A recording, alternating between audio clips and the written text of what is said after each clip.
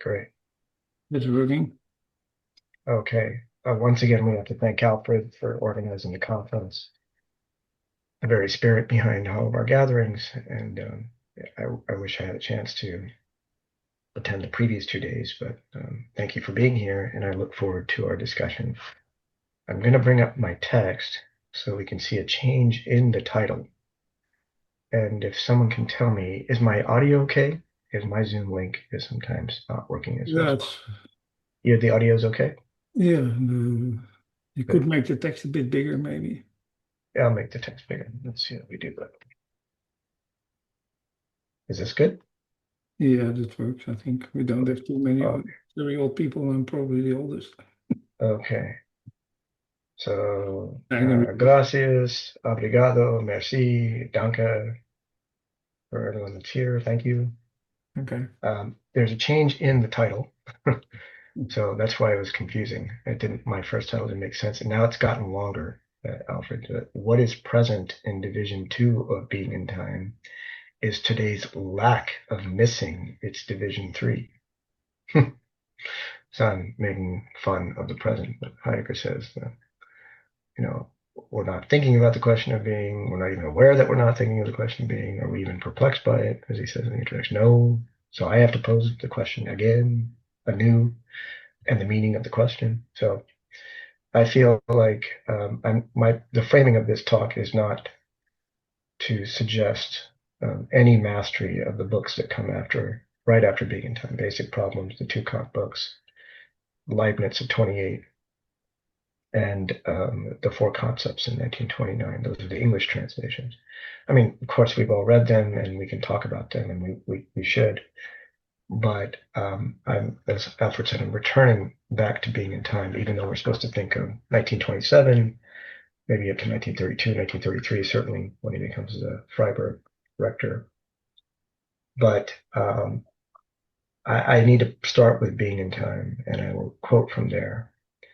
And then it's not in the title, but I have to introduce Basic Problems, the immediate lecture, and then, in 1927, the phenomenological interpretation of Kant's critique of pure reason, and 29, the actual monograph that was published in debate with Cassirer, the famous Kant and the Problem of Metaphysics, 1929. But so Being in Time, a little bit of Basic Problems, and then I also have Kant's actual text from the Critique of Pure Reason, so we see that little section on schematism.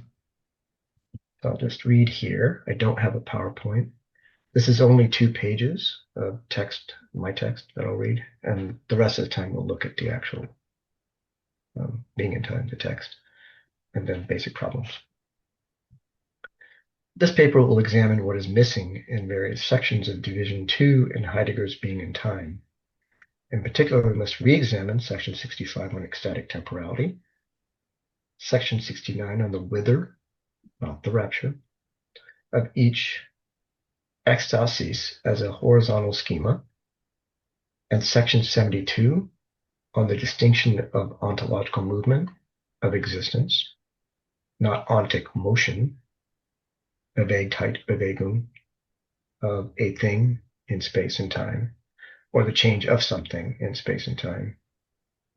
So not changing things, but this very profound movement, ontological question of movement, the Bewegtheit, this constitutive Dasein and its two ends, being towards death. But of course, he doesn't develop being towards birth. He tries in chapter 5, section 74, 75.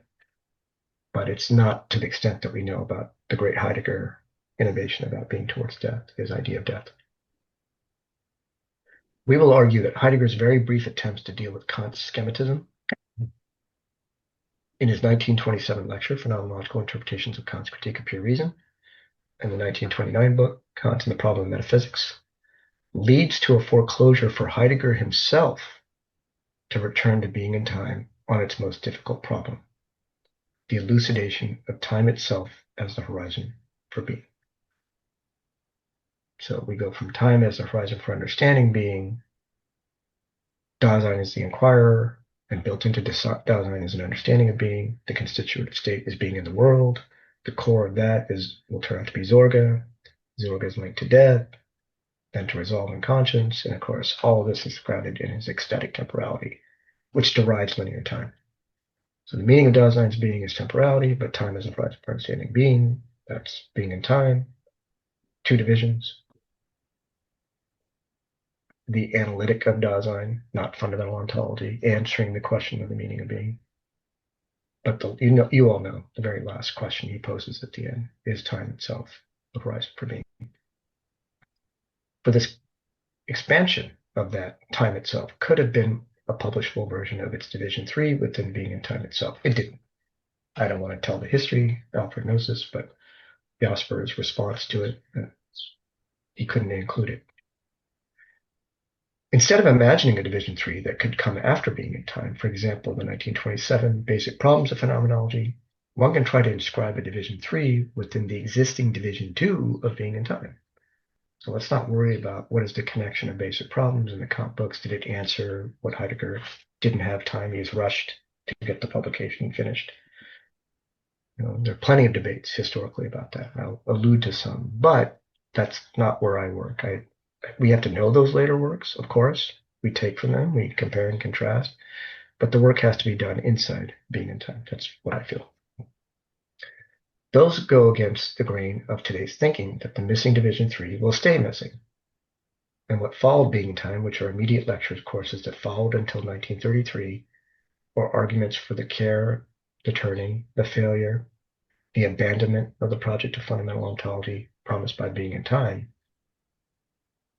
Or, if we don't get into all those debates, or what happened to 1933, 31, lecture on Aristotle, 31, lecture on Hegel's phenomenology of spirit. And I don't have my chronology in front of me, but something on Plato's perhaps Republic, Alfred, or the pre-Socratic, right before the break, before he takes a break in 32, and he becomes the rector. Needless to say, history of the great figures. So are we going to dwell there, or are we going to provide a final answer to the question of the meaning of being, which could be a completely unheard of sense of what we even understand by the word time? Against the historical present, we can simply imagine how the missing division 3 can look inside being in time itself. This requires a serious attempt to think through, and with Heidegger, how the question of time relates to a complex sense of event and movement, which can derive the common notion of spatialized time as one-directional, endless, linear flow of coming to be and passing away of nows, the inauthentic time, the derived time, the unoriginal, the vulgar time. A time of clocks and calendars for sure, but even beneath that, the ontic registers of how we experience stuff. It also means a critique, though, of Kant's definitions, particularly in the Critique of Pure Reason, and specifically in the Transcendental Aesthetic. Time is pure a priori intuition to the subject. So we'll get into that. But the big thing is the schematism, which comes later in the logic, the transcendental logic, which is divided into an analytic and dialectic, the antinomies, the analytic, the concepts, and the principles. Between them is the schematism. So very, very critical. Schematism of the pure concepts of understanding, and then with the principles, the first analogy of experience, principle of the persistence of substance. That's another definition of time, in fact. In particular, by reopening Kant's brief section on the schematism and the critique of pure reason, and reoccupying sections 65, 69, 72, ecstatic temporality, the horizontal schemas, each ecstasy has its own unique relation, presence to coming towards, the having beenness, and that's one set. And you can do that with the future and the past. You can't line them up. It's not linear. There's no now point to derive that relation. They're not Aristotle's paradoxes in the physics. And as we'll get to in basic problems, why do these guys in the West even think you can make time into a being? And then say, hey, does it exist? What is it? What's the metaphysical conception of it? Hegel being the worst guy of all, the biggest and the most vulgar, according to Heidegger. So Heidegger presumably is questioning that assumption, and he's the first to do it. Do we agree with that?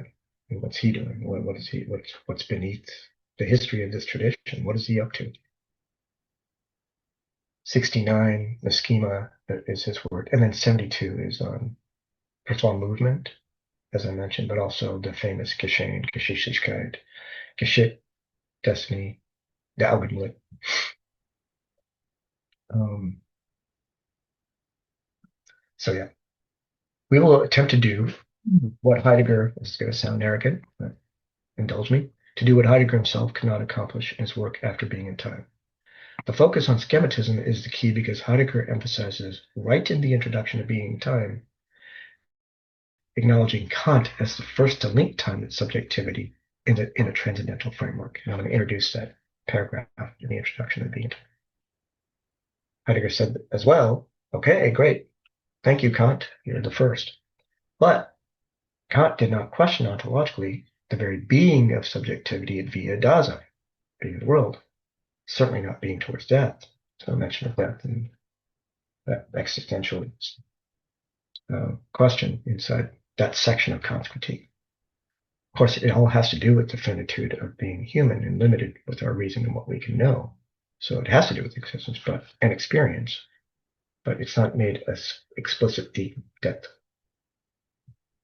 He didn't question on via the subjectivity of Dasein, therefore did not question the traditional assumptions about time itself. What's Dasein rooted in? At the end of the day, the temporalizing of temporality, the ecstasies. Presumably, Heidegger would be the first to do so, departing from both Kant and Husserl and the phenomenology of time, which Heidegger worked on with Husserl, but left in question. Of course, Husserl gave him his first glimpses into this phenomenological method, hence the phenomenological appropriation of Kant, the appropriation and the critique of Kant, Aristotle, all those guys that show up in part 2 in the introduction, the part after the part 1 of Being in Time, which has 2 divisions and a missing division 3. The part 2 sitting in announced in the introduction. Kant, Descartes, Aristotle.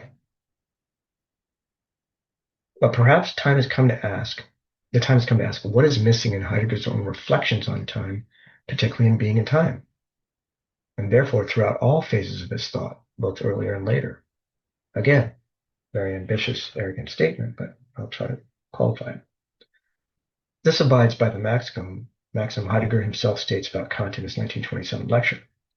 Thus our intention and task, in properly understanding Kant's critique of pure reason, necessarily includes the claim to understand Kant better than he understood himself. Now, you might say, what can Heidegger say such a thing?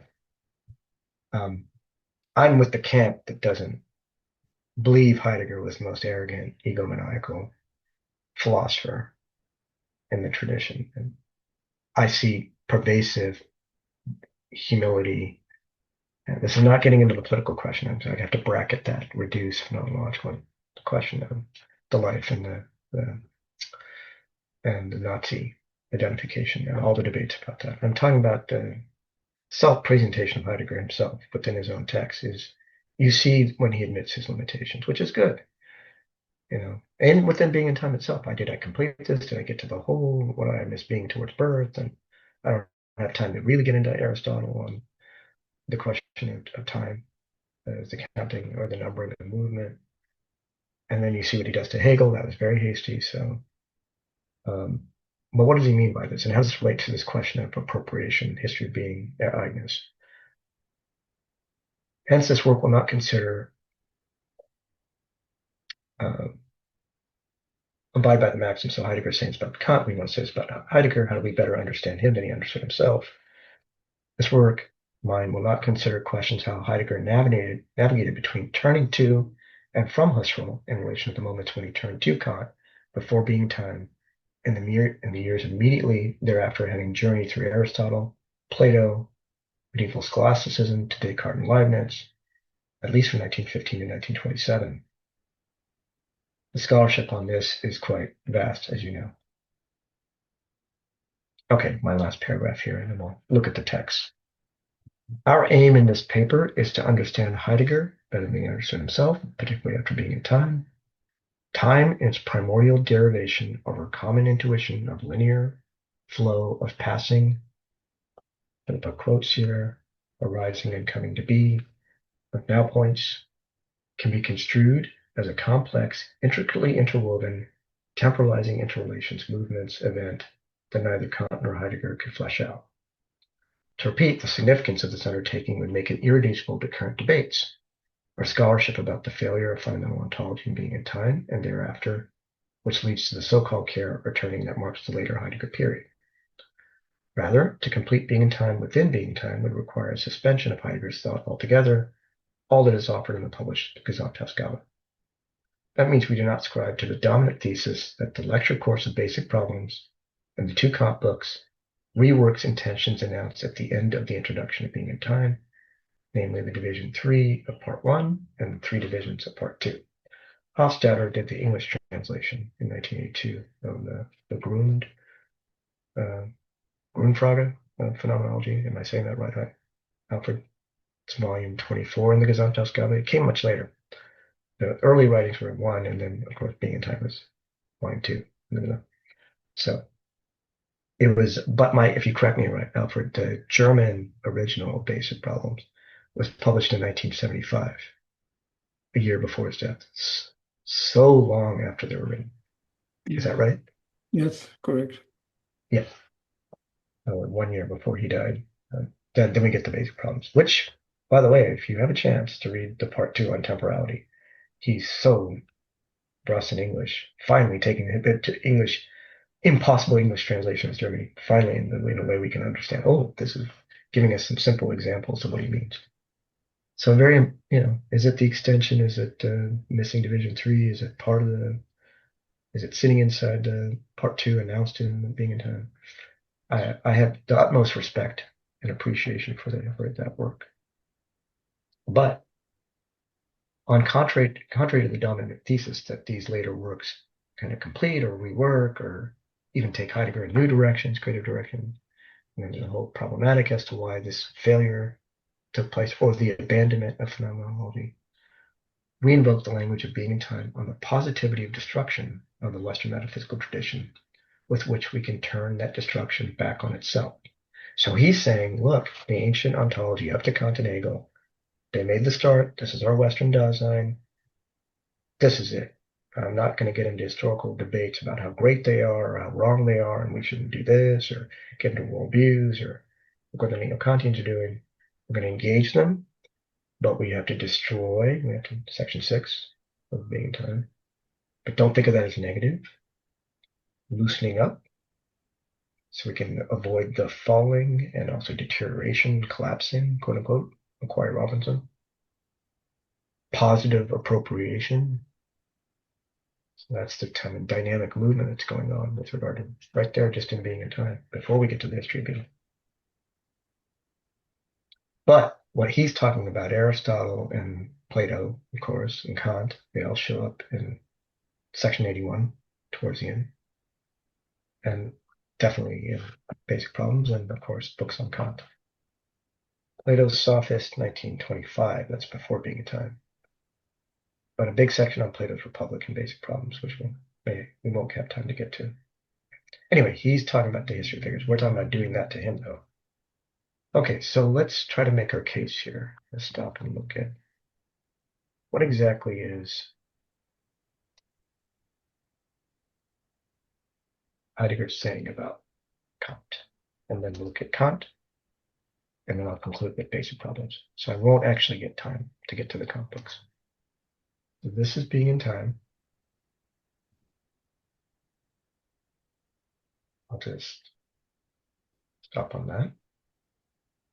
This is section 6, the famous section 6, history of the destruction. Destruction of the history of ontology. Very important. And then, not the first indication of Kant, but really getting now to the heart before the whole book takes off. So what is he saying? In line with the positive tendencies of this destruction, we must in the first instance raise the question whether and to what extent the interpretation of being and the phenomenon of time, not ordinary, inauthentic clock, calendar, linear time of now points, but not presence, which we'll get into in Basic Problems, is the ecstatic naming of what the ecstasies that would then end present or make present happen of anything, even a now point in our relationship. It's not that yet. It's just, let's just leave this ambiguity of phenomenon or time. Presumably it's his ecstatic primordial temporality, which he desperately tried to talk about here and eventually later, have been brought together thematically in the course of the history of ontology. To what extent have they ever been brought together? And whether the problematic of temporality required for this has ever been worked out in principle, or could have been. Did it ever happen? No. Could it have? No, but why? What happened? How is this whole metaphysical structure of the West even configured in a way that, makes it impossible to chance to even consider temporality?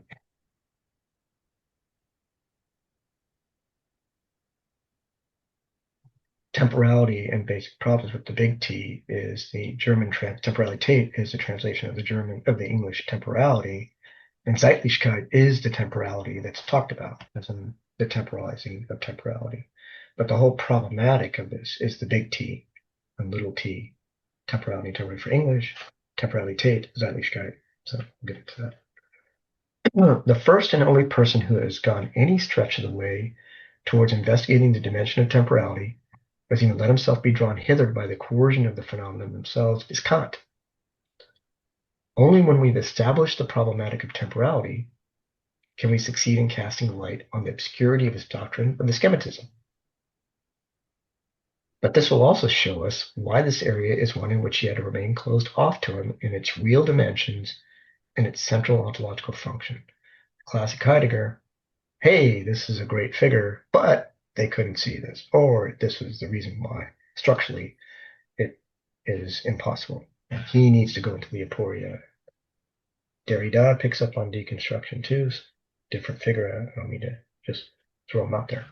But this Heideggerian destruction is just the praise, but then, okay, what's the missing questions, presuppositions that didn't come up? And why? Why was it couldn't come up? Kant himself was aware that he was venturing into an area of obscurity. Those of you that know Kant's critique, very famous, the schematism of our understanding as regards appearances and their mere form is an art hidden in the depths of the human soul, the true devices of which are hardly ever to be divined from nature and laid uncovered before our eyes. He really respected Kant because he thought Kant was honest. Kant's a very big guy, one of the biggest, maybe for the founder of the modern continental tradition, if you will, even before the pre-modern period of Descartes, Leibniz, Spinoza. But look at this. Here Kant shrinks back, as it were, in the face of something which must be brought to light as a theme and a principle if the expression being is to have any demonstrable meaning of being, not what is being. In the end, those very phenomena will be exhibited under the heading of temporality in our analysis. And they're precisely the most covert judgments of the common reason for which Kant says is the business of philosophers to provide an analytic. Kant had his analytic of concepts and principles to say, look, every knowledge comes from experience. How it does is not a matter of, raw objectivity. It's not crass subjectivism either. The transcendental project is that's his revolution, Copernican revolution, to justify and ground how we can know things without actually getting to the things themselves. So, and here, then I'll move to Kant's doctrine, brief definition, what's Heidegger critiquing specifically, and then we'll conclude with basic problems. In pursuing this task of destruction with the problematic of temporality as our clue, we shall try to interpret the chapter on schematism and the Kantian doctrine of time, taking that chapter as our point of departure. At the same time, we'll show why Kant could never achieve an insight into the problematic of temporality. There were two things that stood in his way. In the first place, he altogether neglected the problem of being, and in connection with this, he failed to provide an ontology with Dasein as its theme. To put this in Kantian language, to give a preliminary ontological analytic of the subjectivity of the subject, the beingness, the there being, the Dasein of the subject, not just the human subject. So the pre-understanding, as you know earlier from what he's saying. What is the ontological difference? The projection grown is facticity. All these are the major breakthroughs for Heidegger, right? In his appropriation of phenomenology, but departure. So we're not talking about just the raw subject and the mind and what it can do, ego or the I or the self. Instead of this, Kant took over Descartes' position quite dogmatically. Okay, I believe that, notwithstanding all the essential respects in which he'd gone beyond it. Furthermore, in spite of the fact that he's bringing the phenomenon of time back into the subject again, great. His analysis of it remained oriented towards the traditional way in which time had been ordinarily understood, going back to Aristotle. In the long run, this kept him from working out the phenomenon of a transcendental determination of time, its own structure and function. Because of this double effect of tradition and decisive connection between time and I think, it was shrouded in utter darkness. It didn't even become a problem. So, real quick, before we dive into the, the critique being made in Being in Time, and then the critique and basic problems that's elaborated further, let's try to respect Kant. Okay, Kant, well, what are you saying? Why is Heidegger saying all this stuff about you? So I don't have the time to give you all the background, how you get to this decisive section, as Heidegger says in the critique. All knowledge comes from experience. How it does is not reducible to experience. It's not a matter of crass idealism, reducing everything to the construction of the mind, of reality. It's not crass empiricism. Hume destroyed causality, made it relations and habit, brought back things to experience, but not the sanctity of reason to be able to handle its most difficult questions. Kant has to respond to that. So that's the background. But what's this? What is the first definition we get of schematism? Very important word. How does an object or an appearance of a manifold through our intuitions in space and time, so we receive something, and then our concepts are at work to actually generate an object for us. How does that get subsumed under a concept? He's asking us. You got concepts and you got objects and appearances. What's the third thing? It's clear that there must be a third thing which just must stand in homogeneity with the category on the one hand, things that don't have anything in experience and can't be intuited either, like causality. It's a concept, but it's real if you believe in that. Scientists have to believe in that. Historians have to believe in that. Everybody has to believe in that. And the appearance on the other, and makes possible the application of the former to the latter. So appearances, objects, into categories. This mediating representation must be pure. Great. So let's just say it's not onto not anything empirical. Yet intellectual, third thing's got one's intellectual and sensible, which would be the experiential part. Such a representation is the transcendental schema. The concept of understanding contains pure synthetic unity of the manifold in general. Here we go. Time as the formal condition of the manifold of the inner sense. This is so great. This is great for Kant. Nobody did this back then. 1781. No one. I mean, in terms of recorded history. What a leap. That's the apocalyptic threshold for even someone like Foucault.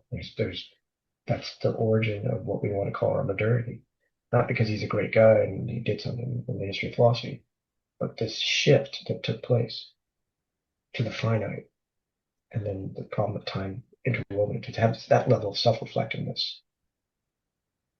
Formal condition manifold, thus of the connection of all, how we can even represent anything going on in our imagination to generate anything about anything. You need time there. But you're not questioning what that time is, or if it has being. Transcendental determination is homogeneous with the category, which constitutes its unity, insofar as it's universal and rests on a rule a priori, irreducible to experience. So that's one side of it. The other side is it's got to be homogeneous with the appearance of whatever is going to be generated, if we're going to know something about anything, insofar as time is contained in every empirical representation. Now, the problem is how? What the heck does time? What is Kant's presuppositions about the word time? Now, Heidegger is right when he makes his critique, because if you keep going, that sounds very complicated and it's very unclear. But by the time you get to an actual definition, foreshadowing the actual principle where time is going to be defined as permanence of the real, and that's called substance. Time is that which does not change in order for change to take place within it. So it's not necessarily linear time flowing, or clock or calendar time, but it's almost Platonic, as in this separation of time from change and movement, one thing, but also this eternal structure in itself. We know the greatness of Heidegger is to question that too, not just linear time and flowing time. The schema of substance is the persistence of the real in time. This is great because it foreshadows that first analogy of, or that first principle of the third analogy of experience. The representation of the real as a substratum of empirical time determination in general, which therefore endures while everything else changes. Time itself does not elapse, but the existence of that which is changeable elapses in it. All kinds of problems in Aristotle's physics grappling with this, as you may know. Heidegger knew that too. The relationship between time, change, and movement. Change in itself, metabole, change in a location in space, the movement of a thing in space, encountering the number of that. The thing that you're measuring can't change. The clock can't become some kind of monster. 60 seconds can't become something else. Not that they had clocks back then, but the point is the unchanging nature of time in order for change to be understood within its framework. Inner Zeitigkeit, the within timeless. Remember that? Heidegger question. Hey, how did this? Why are we even? Why do we say that that occurs in time? Time itself does not elapse, but the existence of that which is changeable elapses in it. To time, therefore, which is itself unchangeable and lasting, there corresponds in appearance that which is unchangeable in existence, substance. So if you don't have this time framework that doesn't change, you're not going to be able to talk about any kind of change in empirical things, two events being successive or simultaneous, before and after. Again, Aristotelian problems. Okay, so that's a very brief kind of, I don't want to disrespect the Kantians and get into the depths of this. But let's go back to our main subject, Heidegger, who's critical. So the last text is one more paragraph, basic problems. And unfortunately, maybe in the next session, we can get to the Kant books, but we'll just finish with basic problems.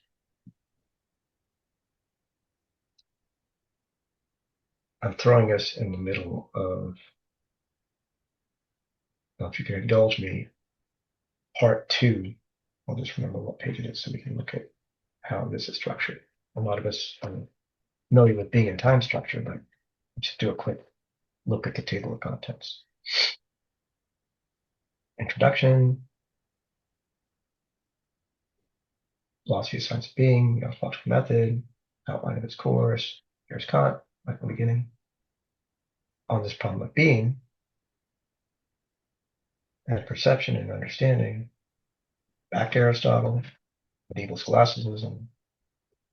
I better get this right. I think there's a section on Descartes. Back to Kant again, subjectivity, but we're not going to go through any of this. We're jumping to part two. And these four sections for me, where you have to spend, if you care about the problem of time in Heidegger, this, however much time we spend with being in time, which is all of our time, through our whole life, you can't ignore this. And inside here, it's really kind of amazing.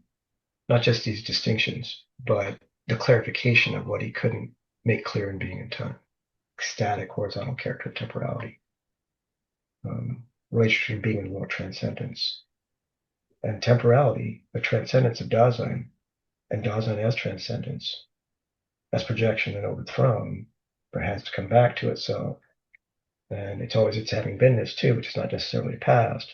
That's because you have that level of transcendence that anything can happen for you, any encounter with anything. That's great. Give that up to Heidegger. That is his contribution to thinking for all of us. I don't know. I don't think anyone said that before. I can't think of anything. Anyone. But why then come back to Kant? And this is what I'm going to refer to here. Kantian problematic of being in time. So let's go there. I'm going to start reading here. I don't conclude. What Kant says, therefore, that existence, remember, this is not existential with two L's, to talk about ontic existence, existentialism, being a human being in the world, or nausea, or finitude, or depressions. The ontological framing of that, pre-understanding of being thrown as a being that allows that to even occur, our own existence or self-subjectivity. Existence and existential with one L is the ontological.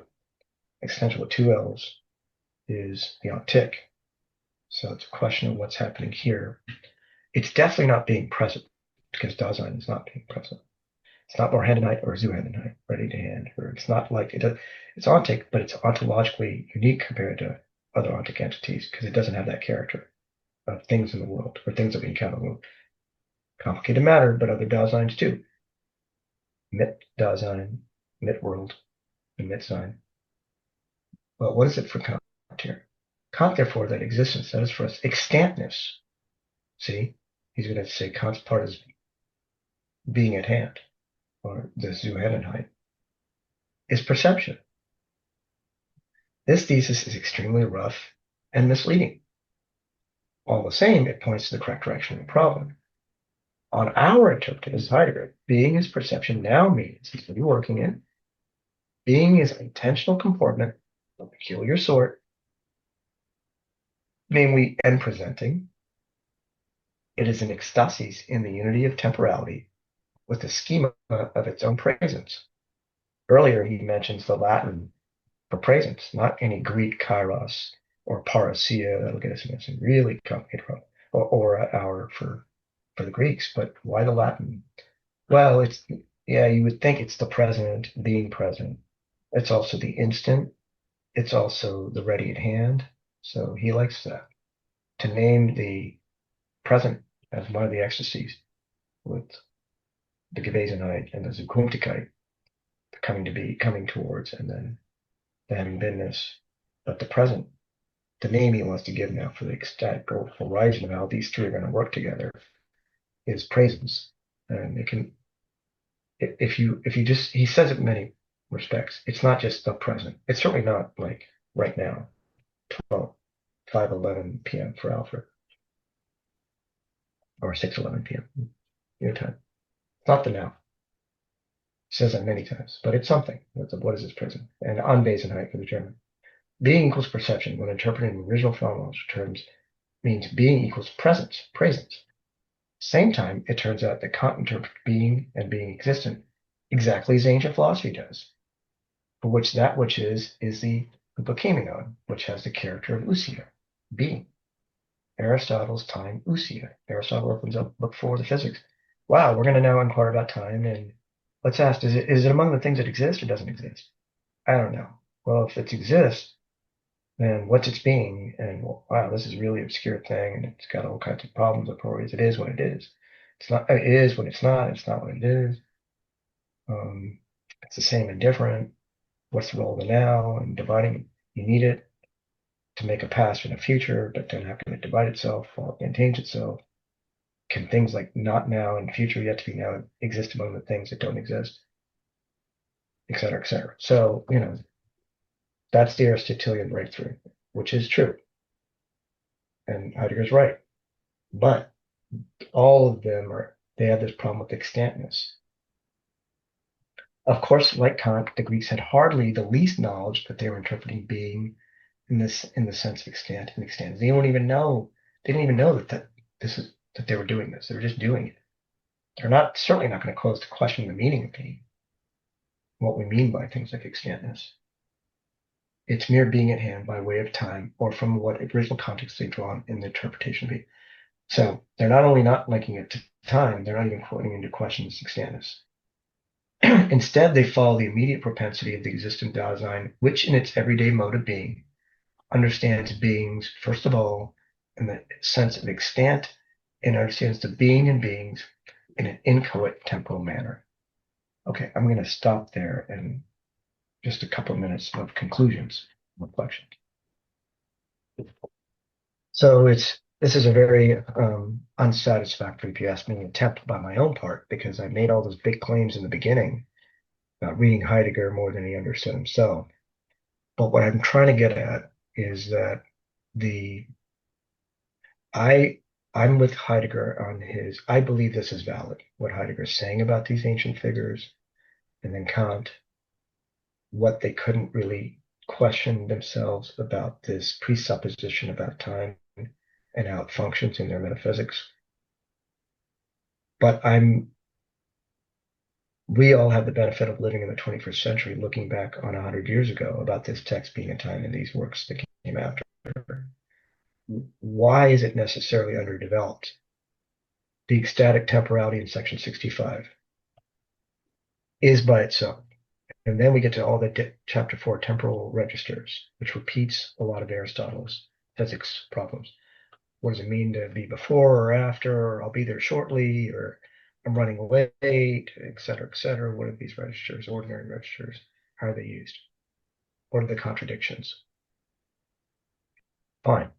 But then the key figure is the schema, which he again announces in section 69 when he gets to being in the world. Dasein is transcendent, not because it's something, a metaphysical concept like the idea of the good, but he does invoke that in Plato. Leaving the cave, the epikeina is going beyond being. What's the compulsion that draws us as humans into that question that refuses this task of reducing us to beings? Not to make us great, but to put our own question into being. That's the nature of the Dasein, is to be able to inquire, to be able to have an understanding of being. But we're talking about Dasein now. And that's going to be rooted in time and temporality. So, okay, so Aristotle and Kant could not link the two, being in time. Heidegger is going to be the first to try. But how come Heidegger couldn't go further on the equiprimordial relations of the ecstasies? Each one is going to temporalize in relation to the other two differently, present to past and future, et cetera, et cetera. Why the complete disconnection between the schemas he announces, which is not Kant's schematism, that's the ordinary understanding, as profound as it is, time is that which does not change. Time in Heidegger temporality isn't. It's not, you don't say it is, then you're going to presuppose it as being. It temporalizes. And then you get all kinds of things that can happen to you. For us humans, it turns out to be, how do we retain something? How do we know we've forgotten or not forgotten? What is deja vu? Strange things that happen when, a past that you might have lived through, maybe it's buried in you, in your conscious state, not the unconscious, arises in a spectacular way in your present when you're thinking about the future. And you even have the smell of the past. You smell something, or that feeling of love that you might have had for some moment in your past life that you never really thought about, but it arises in a new way. We historize out of the future, as he says, and the future is in the process of having been. The ecstatic unity, the event quality of it, the equiprimordial relations, but profoundly this relationship, the movement of temporality. And Alfred Sheehan takes us to the movement of existence. You are part of a generation, he's much older than you, but the guys from the 90s and the 2000s, the great work that was done on the Augenblick and then the ecstatic in the moment. The time question in general. Blattner's book is on Kant in 1999, 2000.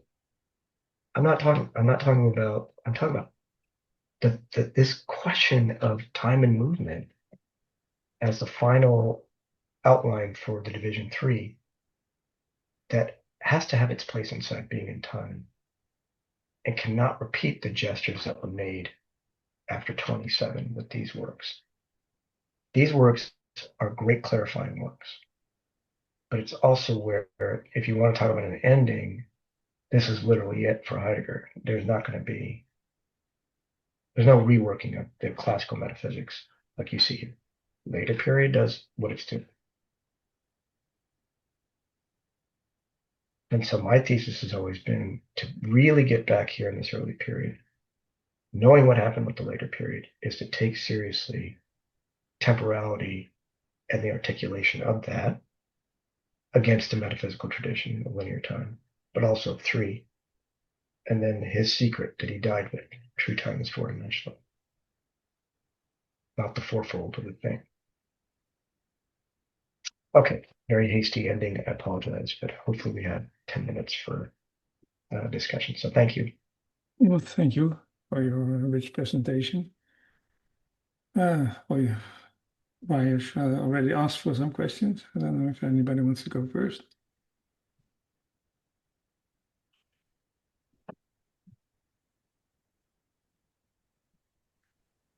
Achim? Yes, thank you very much, Raj, for your presentation. You started out with the distinction between ontological movement and ontic movement in being and time. And I wonder what is meant there. You spoke about Bewegtheit, and I wonder what's the difference between ontic and ontological movement. I think ontological movement is with respect to existence as being um, toward, always being headed towards something and at the same time being ahead of oneself. And Arctic movement then maybe is something that Dasein is also has a body, so it's a thing, an object, a thing at hand, or ready to hand. You can actually look at that too.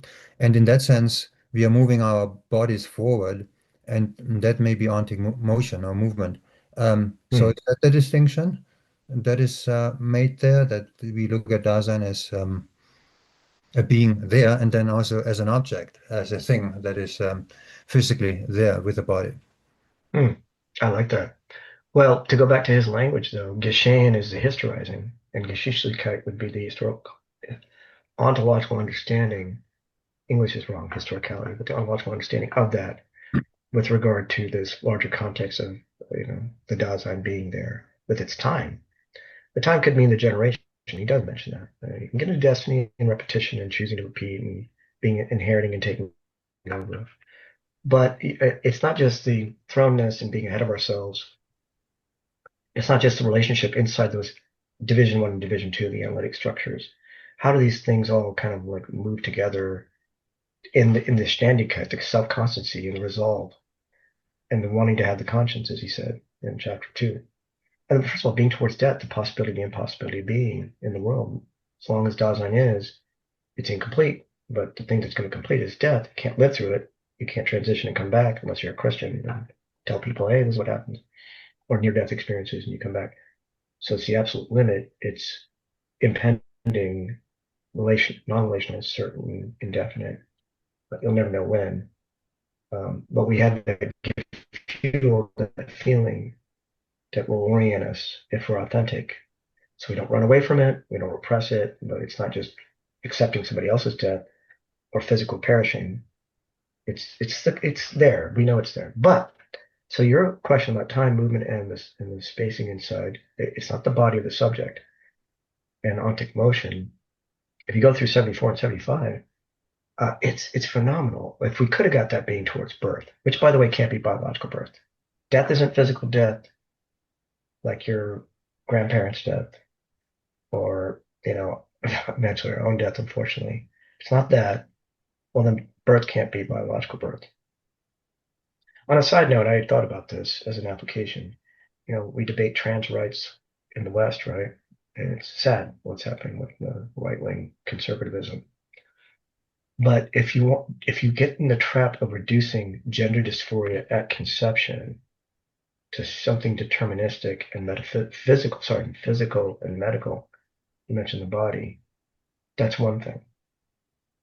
If you don't, and you claim that dysphoria is real, which it would be for trans folks, and the non-trans world, the binary world, doesn't understand that because they don't know how to be that in that world and be that body. You see what I'm getting at? It can't be reduced to the physical. On the other hand, it is a temporality that reverses what we think about as physical birth. If you want to take seriously the rights of trans people, I'm not a trans person, but I ally to support their rights because it's a very Heideggerian problem. I mean, I'm not doing it because I support the human rights of human beings, why they live the way they want to live. But the grounding of that could be this question of reworking. But anyway, the relationship between the two ends, if that's the historizing and the connectedness, can I ask you in your German Akim and others, where does Bezug and Volzug and Bezug as Let's say that the again. relationality, Bezug and the Volzug, how does that play Beatzug out? and Vollzug, yeah. Yeah, Uh, for the Vollzug, relationality of Dasein to itself, for the Vollzug is Dasein to, Vollzug yeah, is go an ahead. action and Beatzug is a relation. And so I would have to see the context where Heidegger brings those two concepts up in comparison and contrast.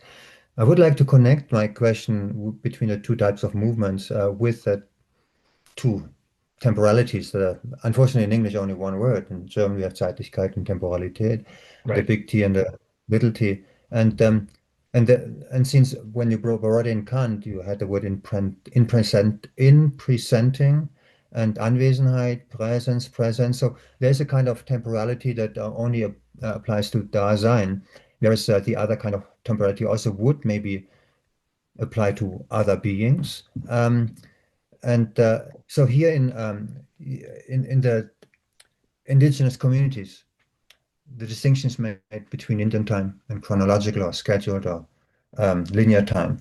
And so maybe there could be an application to that distinction that there's a way to be in time that is completely separated from clock time.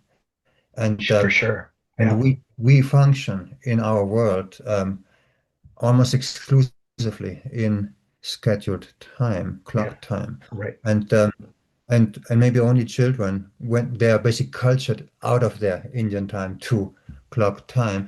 So basically they are de-Daseined, maybe that. Hmm. Yeah. Um, so something is happening there that happens to Dasein when we are cultured into the Western world, which now becomes the global world because that conception of time has taken over the world with all the catastrophic consequences. And so maybe you can speak to those two different types of temporalities that in English only uses one word in That's great. Heidegger. If I can venture into your space, and I wish we knew more about this dialogue, what you're doing, the native studies people, and then those of us who know the continental Heidegger traditions, at least in the Western context, Western European context, and Anglo-American.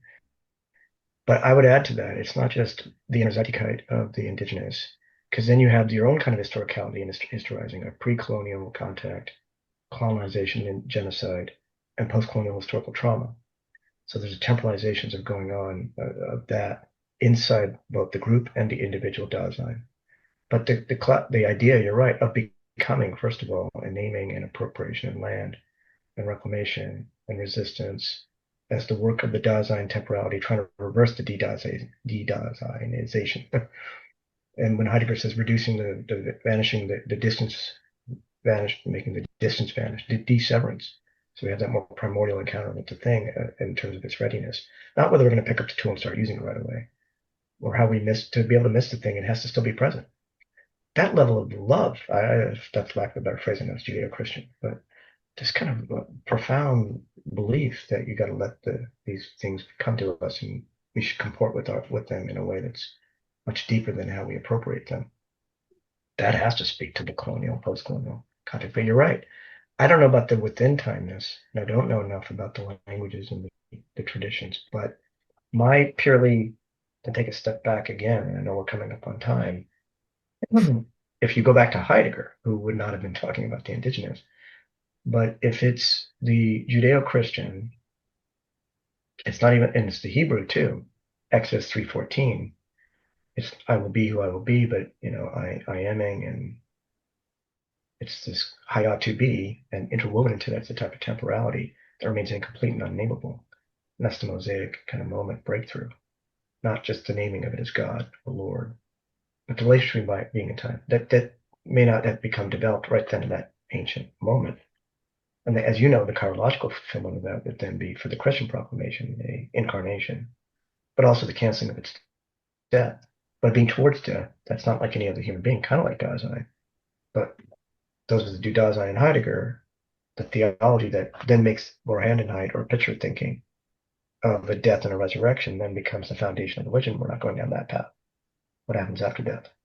So we stay on this side, but then it's this being towards, as you said. So the movement of the ecstasies in relationship to this being towards death, if you can also have that being towards birth, and if it can link to these other non-Western cultures, like the indigenous, the primordiality of that pre-colonial, which you and I mean, well, first of all, I'm of the rural South. I descend from colonized people, but no, I was made in the West and grown up in the West. My Dasein has become Western. What But you just briefly, since you threw in well, the I'm just going to concept, say, how do you speak to you can't, and Heidegger can't speak to the temporalization of the pre-colonial, not just because you're not of the indigenous, but because it's closed in a way, it's closed off to us if we see it from the post-colonial horizon that we exist in today. We need this type of destruction, if you ask me, of today's theories of post-colonial temporality. That's just me. To get at this Heideggerian ecstasis for what you're talking about. when you speak about birth, do you mean transformation? The transformation by being ahead of oneself, one is always in the process of entwerfen, projecting. Is that what you mean by birth? Basically, No, my hypothesis comes out of, and Alfred knows this and others, is that underneath Heidegger is a quadratic. There are three sets of interrelation. There between the ecstasies. If you go back to section 65 and the relation between them, the Gleichsprünglichkeit, necropomeriality, and each one is in a different mode of temporalizing. He says that again here. Is if you someone has to draw that out. All the possible interrelations. You can start with first present to past and future, and they keep moving around. There's 6 movements within each of the 3, and you got to do that 3 times. That's one thing. The other piece is deconstructing the idea in classical metaphysics of just an origin and an end. Is there something other to an origin and other to an end? So other to eschatology, but also other to endlessness, which are all temporalized to Heidegger in a false way. Same with the origin. And then the physicists, for their part, can go on saying, hey, it's a Big Bang. No, it's a death of one universe and beginning of another. Maybe other traditions talk about cycles. Or you got the Hawking problem of like curvature and the singularity. And asymptotically, if you ever want to like get back to the point of the origin to discover it for a physicist, which we don't do, and I don't believe any of that. Spatialized thought. You'll never get to that origin, but on the other hand, you have to assume it's there in order for anything to exist. Those are all classical physical, metaphysical problems. So birth, to conclude, is not biological, it's not metaphysical, it's not physical. it's Okay. not metaphysical. You said it's not metaphysical, but Not physical, biological, and it's not a point in time. so what is it?